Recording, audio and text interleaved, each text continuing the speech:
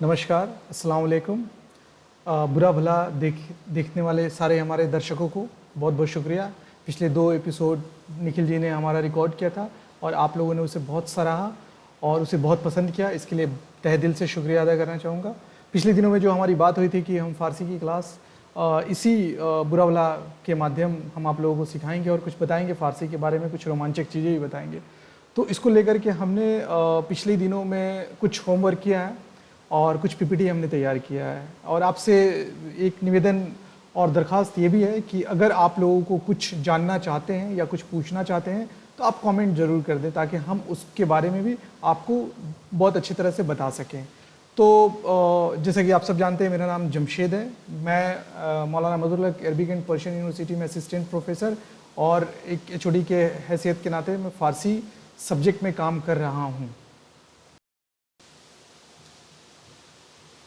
तो मैं शुरू करने से पहले आप लोगों को एक फ़ारसी के बारे में एक मुख्तसर कह लीजिए या डिटेल कह लीजिए, कुछ उसके बारे में हम बता देना चाहते हैं, ताकि जो हमारे नॉन पर्शियन या जिसको फ़ारसी के बारे में पता नहीं है वो जान पाएँ बेसिकली ये है क्या। तो आप देख पा रहे होंगे कि पर्शियन स्पीकिंग कंट्रीज़ है। फ़ारसी एक ऐसी भाषा है, ऐसी ज़बान है जो ख़ास करके ईरान, अफ़गानिस्तान और ताजिकिस्तान में भी बोली जाती है, लेकिन उसके डायलेक्ट के तौर पे उसको इस्तेमाल की जाती है फ़ारसी को। तो आप ये मैप के द्वारा देख सकते हैं कि ये जो येलो पार्ट है, यहाँ फ़ारसी बोली जाती है। इस फ़ारसी ज़बान में लोग बातें करते हैं अमूमन। ताजिकिस्तानी लोग भी बोलते हैं जो ताजिक डायलेक्ट यूज़ करते हैं, लेकिन है ताल्लुक़ उनका फ़ारसी से ही। उसी तरह से अफ़गानिस्तान में दरी डायलेक्ट इस्तेमाल करते हैं। अफ़गानिस्तान में पश्तो भी बोलते हैं, फ़ारसी भी बोलते हैं और दरी डायलेक्ट का इस्तेमाल करते हुए फ़ारसी का इस्तेमाल करते हैं वो लोग। ईरान, जो कि अमूमन फ़ारसी ही बोली जाती है पूरे ईरान में। ये एक छोटा सा मैप का, ये ईरान का एक मैप हम दिखाने की कोशिश कर रहे हैं, ताकि आप इसे समझ पाएँ कि ईरान का जो जोग्राफिकल स्टेटस है वो क्या है। आप देख पा रहे हैं कि ईरान की जो राजधानी तेहरान जो नॉर्थ की तरफ है, और इसका सबसे खूबसूरत शहर जिसको हम लोग बोलते हैं वो है शिराज, जो पश्चिम की तरफ है, गर्ब की तरफ है। आइए कुछ बेसिक फैक्ट्स के बारे में जान लें हम। आपको तो पता ही होगा कि ईरान की जो कैपिटल है, जिसको हम लोग पाए तख्त बोलते हैं फ़ारसी में, वो तेहरान है। आबादी इसकी लगभग 77 मिलियन पूरे ईरान की आबादी है, जिसको हम लोग स्लाइटली स्मॉलर देन अलास्का भी कहते हैं। और ऑफिशियल ज़बान इसकी जो है वो फ़ारसी है। और हाँ, एक बहुत इंपॉर्टेंट चीज़, अक्सर लोग पूछते हैं कि बेसिकली रिलीजन में क्या है, ईरानी लोग क्या फॉलो करते हैं। तो ईरानी लार्जली शिया इस्लाम को फॉलो करते हैं। शिया इस्लाम के बारे में हम बताना चाहेंगे, मसलक है 2 तरह के, बेसिकली मसलक ज़्यादातर आम फहम है। एक शिया इस्लाम है और एक सुन्नी इस्लाम है। तो अमूमन जो भारत या हिंदुस्तान में आप देखते हैं वो सुन्नी इस्लाम है, इनकी मेजॉरिटी ज़्यादा है। और शिया इस्लाम ईरान में पाए जाते हैं, उनकी मेजॉरिटी वहाँ पे ज़्यादा है। तो शिया बेसिकली एक अरबिक वर्ड है जिसका मतलब होता है अ ग्रुप ऑफ पीपल। इसकी तारीख भी हम बताएंगे धीरे धीरे, कैसे कैसे शिया बना और कैसे कैसे सुन्नी बना। और सुन्नी एक फ़ारसी वर्ड है जिसका मतलब होता है सुन्नत, जिसका मतलब होता है ट्रेडिशन, यानी कि प्रॉफिट ने जो काम कहा किया और उसी को करने के तरीके को हम सुन्नी लोग फॉलो करते हैं और कोशिश करते हैं कि उन्हीं के बताई हुई चीज़ों को अडॉप्ट करें। उसको बेसिकली सुन्नी इस्लाम करते हैं, वो सुन्नत से है, बेसिकली सुन्नी ट्रेडिशन से है। आप देख पा रहे होंगे स्क्रीन पे, Tehran capital city of Iran है। जब मैं ईरान पढ़ने गया था तब मैंने ये पिक्चर क्लिक किया था। बेसिकली इस पिक्चर का मकसद यही है कि हम बता पाएँ, दिखा पाएँ लोगों को कि ईरान है तो इस्लामिक रिपब्लिक ऑफ ईरान, लेकिन वहाँ पर क्या है, कोई भी एक ऐसा स्ट्रक्चर नहीं देख पा रहे होंगे आप जो कि एक मुस्लिम स्ट्रक्चर की तरह दिखे। ये कम्प्लीटली एक यूरोप का रेप्लिकेशन है, आई मीन रेप्लिका है, आप कह सकते हैं इसको। जैसे आप इमेजिन कर लेते हैं कि अरे इस्लामिक रिपब्लिक ऑफ ईरान है, इस्लामिक रिपब्लिक ऑफ पाकिस्तान है या सऊदी अरेबिया है, तो वहाँ पे मेहराब दिखेगा, कुछ गुंबद दिखेगा, कुछ आर्किटेक्ट दिखेगा। ऐसा कुछ नहीं है ईरान तेहरान में आप देखने को मिलेगा। ये कम्प्लीटली एकदम से यूरोपियन न्यू स्टाइल से स्ट्रक्चर्ड बिल्डिंग है ये। आप ये देख सकते हैं, जो स्क्रीन पे देख रहे हैं, इसको बुर्ज आज़ादी बोलते हैं, यानी आज़ादी टावर है तेहरान में। अमूमन इसका इस्तेमाल लोग जो होते हैं यूनाइट होते हैं और प्रोटेस्ट के तौर पे, और ये एक सिंबॉलिक भी है। जैसे आप हिंदुस्तान में देखते हैं कि इंडिया गेट है, या बॉम्बे में देखते हैं गेटवे ऑफ इंडिया है, तो उसी तरह से ये भी एक सिंबॉलिक जो तेहरान में है ये। आइए ये मैं दिखाता हूँ नासिरुल मुल्क मॉस्क इन शिराज। ये शिराज में मॉस्क है। मैं इस पिक्चर को इसलिए दिखा पा रहा हूँ क्योंकि आपको समझा पाऊँ कि जो सल्तनत पीरियड है, जहाँ से फ़ारसी अमूमन शुरू होती है हिंदुस्तान में, लगभग 600 साल, आपको पता ही होगा 600 साल तक फ़ारसी हिंदुस्तान में बोली जाती है। और ये जितना आर्किटेक्ट आप देखते हैं, चाहे आप किला सुर्ख को देख लें जिसको हम लोग रेड फोर्ट बोलते हैं, आगरा फोर्ट को देख लें, जितने भी हुमायूं टॉम को देख लें, जो भी आर्किटेक्चर है उसका सीधा कनेक्शन, इनफैक्ट ताजमहल को भी हम लोग कहते हैं कि वहीं ईरान के जो आर्किटेक्ट थे उन्होंने ही इसको बनाया है, उनके ही कारीगर ने इस बारीकी से चीज़ों को काम किया है। तो इसकी अपनी एक खूबसूरती भी है, इसीलिए मैं ये पिक्चर को आपको दिखाने की कोशिश कर रहा हूँ। और आइए कुछ हिस्ट्री के बारे में, और हिस्ट्री को दरअसल तारीख़ भी बोलते हैं फ़ारसी में। तो देखें आप, तारीख़ अक्सर हम इस्तेमाल करते हैं उर्दू ज़बान में भी, लेकिन तारीख़ असल में फ़ारसी से ली गई है ये। तो लगभग 25,000 साल इसकी पुरानी तारीख़ है ईरान की। पहले ये 1935 तक एज ए पर्शिया जाना जाता था यहाँ पूरे वर्ल्ड में, और एक cultural centre of Muslim world भी इसको बोलते हैं, यानी मरकज़ फ़रहंग। और आपको पता ही होगा कि 1979 में Islamic Republic of Iran declare किया गया था इसको, ईरान को। ये देखिए जो स्क्रीन आप देख पा रहे हैं इमेज, ये पर्सपोलिस है जिसको हम लोग तख्त जमशीद भी बोलते हैं। एंशियंट कैपिटल ऑफ पर्शिया हुआ करता था ये कब हुआ करता था? लॉन्ग बैक, जब अकेमेनिड अहमनशिप दौर चल रहा था ईरान में, तब ये पीरियड हुआ करता था। तो आप जैसे जमशीद की, फरीदून की और अज़दहा वगैरह की जो भी कहानी या दास्तान सुनते हैं, ये उसी दौर का है जब फिरदौसी ने अपने बुक शाहनामा एक किताब है जिसमें करीब 60,000 कपलेट्स लिखी गई हैं, और ये फिरदौसी ने लिखा है।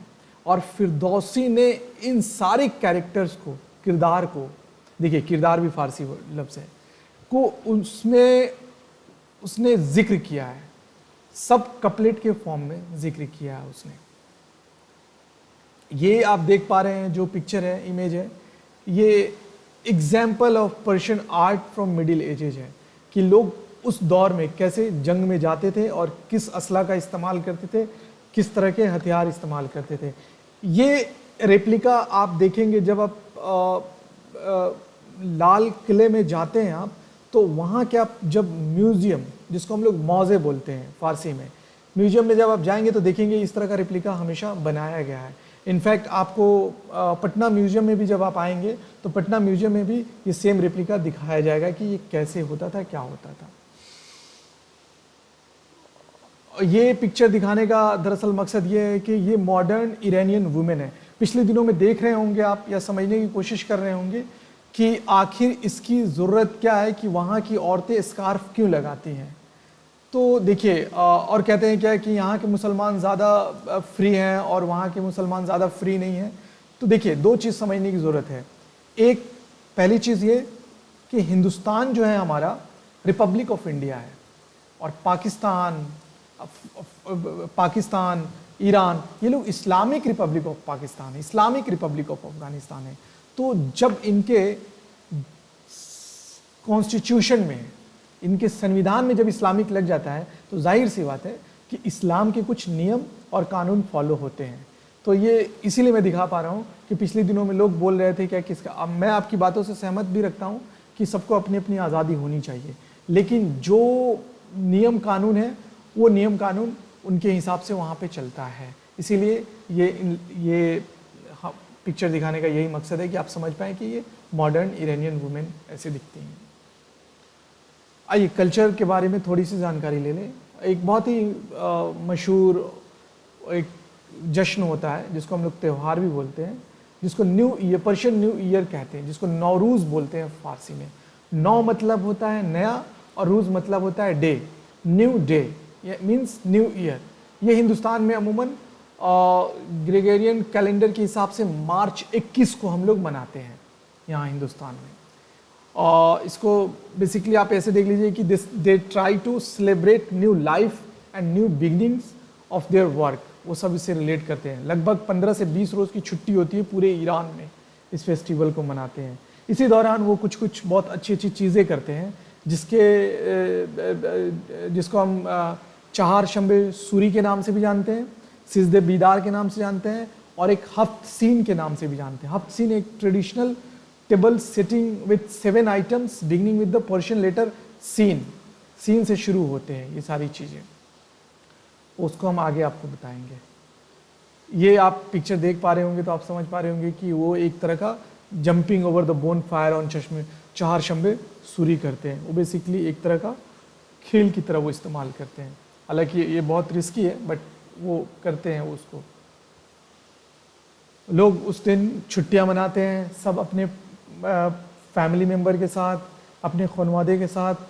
खनवादे में इसीलिए बोला कि फैमिली मेम्बर बोलते हैं खनवादे को फारसी में।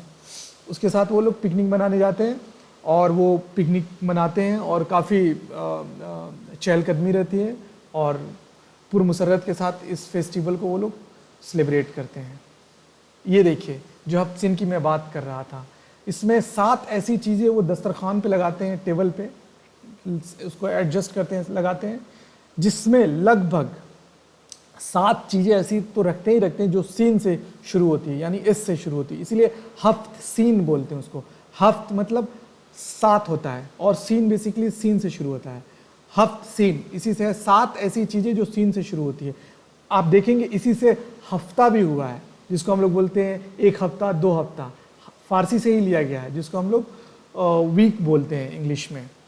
तो आप देखेंगे यहाँ पे बहुत सारी चीज़ें जो सीन से शुरू होती है, आप देख पा रहे होंगे सेब है, सब्जे है, समनो है, सिरके है, सिक्के है, सिंजिद है, सुम्बुल है, सुमाक है, ये सारी चीज़ें आप देख पा रहे होंगे सीन से शुरू होती हैं।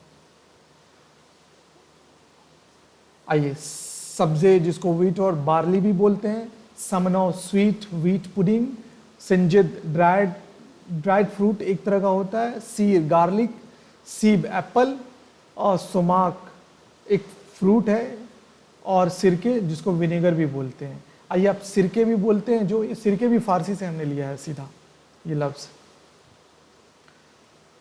कल्चर बेसिकली कुछ खाना जो हम लोग खाते हैं और कुछ खाने का जो नाम दिया गया बेसिकली, जिसको हम लोग आजकल मुगलई फूड बोलते हैं, वो भी मुग़ल के समय वक्त में यहाँ पे उन्होंने शुरू किया था खाना, जिसको हम लोग Iranian food, traditional Iranian food के नाम से जाने जाते हैं, जिसको गुरमे बोलते हैं, कुरमे सब्जी, फिसिंजून, कबाब, राइस पुलाव, तहदीक एंड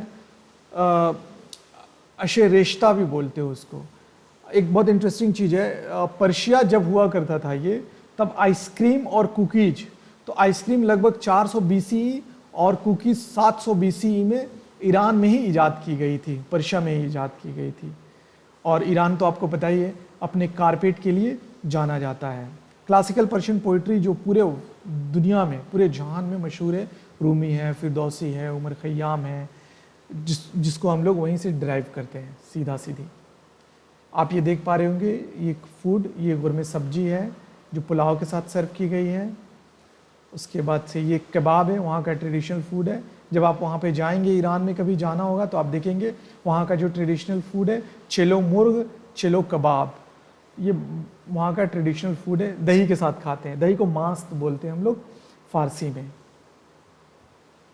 ये देख पा रहे होंगे ये सारी चीज़ें वहाँ की हैं। ये कारपेट मेकिंग है। हाँ, ये बहुत इंपॉर्टेंट चीज़ है, Persian calligraphy in shapes of animals.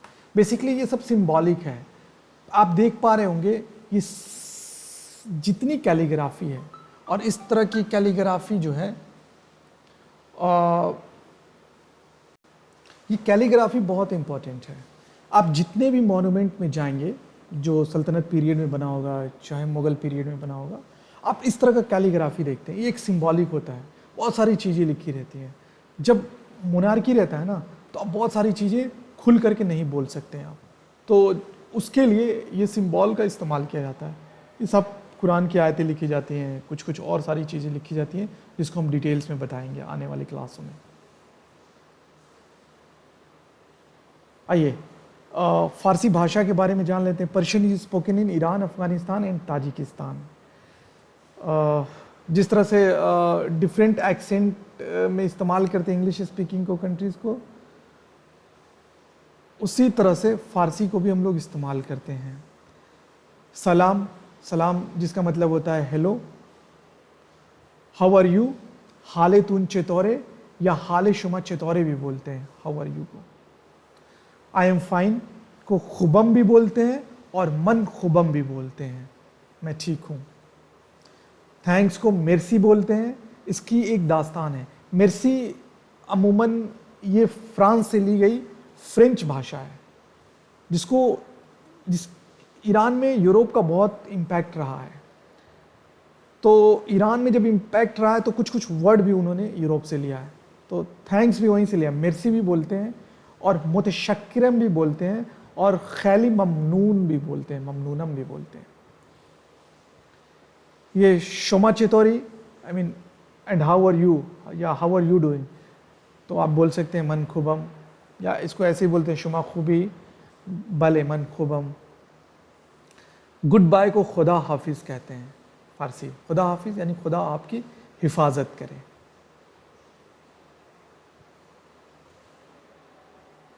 आप देख पा रहे होंगे कुछ कुछ चीज़ें जो हमने क्वेश्चंस के लिए तैयार किया है। आप इसको खुद सॉल्व करेंगे, एक बार पीछे से देख के उसको सॉल्व करेंगे। काफ़ी सहल है, आप इसका इस्तेमाल करें, धीरे धीरे आ जाएगी। और आपको कुछ जानना भी है स्पेशल, वो आप ज़रूर इन्हें बताएं, इनके ज़रिए मुझे बात पहुंच जाएगी। जैसे यक, दो, से, चहार, आप देख रहे हैं रोमन में भी लिखा गया और फारसी में भी लिखा गया। Would you like to count to 4 in Persian, तो आपको बताना होगा। ये क्विज है हमने जो तैयार किया। Let's learn 4 colours. आप देख पा रहे हैं येलो, वाइट, फिरोजी एंड ब्लू है। तो येलो को जर्द बोलते हैं, वाइट को सफ़ेद बोलते हैं, ब्लू को आबी बोलते हैं, और फिरोजी जिसको टर्क्वाइज को फिरोजी बोलते हैं। अब आप इसको बताएंगे बिना देखे। ये छोटी छोटी कुछ कुछ इंपॉर्टेंट चीज़ें हैं। इसके बाद हम लोग सीधे फारसी लिखने पे आ जाएंगे। तो देख पा रहे हैं the writing style is called the Perso Arabic script. इसका स्क्रिप्ट हमने अरबिक से लिया है। It is based on the Arabic script but altered with new letters to represent Persian sounds. 32 alphabet होते हैं इसमें, और इसको हम लोग 6 वॉवेल होते हैं, वो मैं एक्सप्लेन करके आपको बताऊंगा आने वाले दिनों के क्लासेस में। और इसको हमेशा हम लोग राइट टू लेफ्ट लिखते हैं, दाहिने से बाएं की ओर लिखते हैं। 3 ज़बान है अमूमन, फ़ारसी, उर्दू, अरबी। ये हम लोग दाहिने से बाएं की ओर लिखते हैं। इसका सिंपल है, there is no difference between capital and lower case. ये जब हम प्रैक्टिस करेंगे तब आपको समझ में आएगी। अभी आप इसको अपने रिकॉर्ड के लिए रख लीजिए। कर्सिव में लिखने की कोशिश करते हैं इसको पूरा। और ये जैसा मैंने बताया पिछले स्लाइड में कि राइट टू लेफ्ट लिखते हैं इसको। सलाम, हेलो। वर्कशीट प्रैक्टिसिंग राइटिंग सलाम, आपको उस तरह से देख के लिखना है, इस तरह से देख के लिखना है। लेकिन जब तक आप अल्फ़ाबेट नहीं सीखेंगे तब तक आपको ये थोड़ी सी मुश्किल लगेगी, लेकिन मैं बताऊंगा आपको कैसे लिखना है। सहल है काफ़ी। उसी तरह से माय नेम इज़ मन, जैसे मेरा नाम जमशेद है तो मन जमशेद हस्तम। ये सारे टर्मिनोलॉजी अभी हम सिखाएंगे। अभी हम आपको बस ऐसे फैमिलियर करने की कोशिश कर रहे हैं। व्हाट इज़ योर नेम, इसमें शुमा चे या नाम शुमा चीज ऐसे भी बोलते हैं, या इसमें शुमा चे बोलते हैं। आप प्रैक्टिस करेंगे तो आपको पता चल जाएगा। ये कुछ इम्पॉर्टेंट चीज़ें हैं, जब आप ख़रीदने जाते हैं या ईरान जाने का मौका मिले तो आप इसको इस्तेमाल कर सकते हैं शॉपिंग के लिए। तो डिस्काउंट को तख़फ़ीफ़ बोलते हैं, स्पेंड मनी को पूल खर्च करदन बोलते हैं, चीप को अरजान बोलते हैं, बाई को ख़रीद करदन बोलते हैं, एक्सपेंसिव को गिरान बोलते हैं, या इसको कोलोकियल में वो लोग गिरून भी बोलते हैं, कैश को पूल नगद बोलते हैं, और रिसिप्ट को रसीद बोलते हैं, जो हम लोग अमूमन हिंदुस्तान में भी इस्तेमाल करते हैं, और क्रेडिट कार्ड को कार्ते एतबारी भी बोलते हैं, क्रेडिट एतबार और कार्ड कार्त। और आप आइए इतने तरीके से आप थैंक यू बोल सकते हैं फ़ारसी ज़बान में। तो सिपास गुजारम भी बोलते हैं, I am grateful, mercy mercy, thank you, कुर्बान शुमा, योर सेक्रीफाइस, ये सारे एक्सप्रेशंस भी आप बोल सकते हैं। खैल लुत्फ़ दारीद, that's very kind of you, इसको ऐसे भी बोलते हैं। दस्त शुमा दर्द न कुने, may your hand not hurt, ये इस तरह से आप बोल सकते हैं, है ना। और मुतशक्किरम भी बोलते हैं, एक और वर्ड है। Thank you so much. उम्मीद है कि आपको ये क्लास पसंद आए, और आगे से हम लिखना शुरू, अगले क्लास से हम सीधा कुछ रूल्स पढ़ेंगे, कुछ शर्तें पढ़ेंगे, और शराइत क्या होते हैं फ़ारसी ज़बान के, और उसके बाद से सीधा हम लोग लिखना शुरू करेंगे। बहुत बहुत शुक्रिया। आप लोग अच्छे से रहें, सेफ़ रहें और खुश रहें। बहुत बहुत शुक्रिया। Thank you.